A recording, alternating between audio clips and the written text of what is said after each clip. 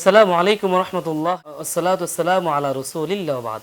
সম্মানিত দর্শক শ্রোতা ভাই বোন, আপনি কি জানেন রাসূল করিম সাল্লাল্লাহু আলাইহি ওয়াসাল্লাম যে ব্যক্তি আল্লাহ তাআলার জিকির করে আর যে ব্যক্তি আল্লাহ তাআলার জিকির করে না তাদের উদাহরণ টেনেছেন, তাদেরকে পার্থক্য করে রাসূল করিম সাল্লাল্লাহু আলাইহি ওয়াসাল্লাম চমৎকার একটা উদাহরণ হাদিসে কারিমার মধ্যে তিনি বর্ণনা করেছেন।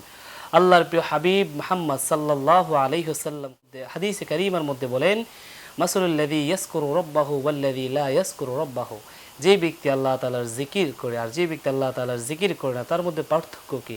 তিনি বলেন, মাসালুল হাইয়্যি ওয়াল মাইয়িতি, যে ব্যক্তি আল্লাহ তাআলার জিকির করে আর যে ব্যক্তি আল্লাহ তাআলার জিকির করে না তাদের মধ্যে পার্থক্য হলো জীবিত এবং মৃত ব্যক্তির মতো। অর্থাৎ যে ব্যক্তি জিকির করে রাসূল করিম সাল্লাল্লাহু আলাইহি ওয়াসাল্লাম তাকে জীবিত মানুষের সাথে তুলনা করেছেন।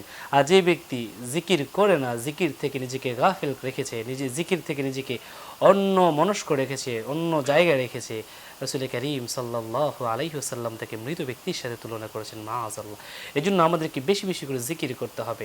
প্রিয় হাবিব মুহাম্মদ সাল্লাল্লাহু আলাইহি ওয়াসাল্লাম অন্য হাদিসে কারীমার মধ্যে বলেছেন, লিকুল্লি শাইইন সিকালাহ ওয়া সিকালাতুল কুলুবি যিকরুল্লাহ। প্রত্যেক জিনিস পরিষ্কার করার একটা যন্ত্র থাকে।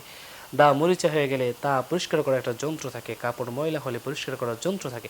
প্রত্যেকটা ময়লা যে বস্তুর পরিষ্কার করার একটা যন্ত্র থাকে, কিন্তু মানুষের অন্তর যদি ময়লা হয়ে যায় তখন সেটা পরিষ্কার কীভাবে হবে?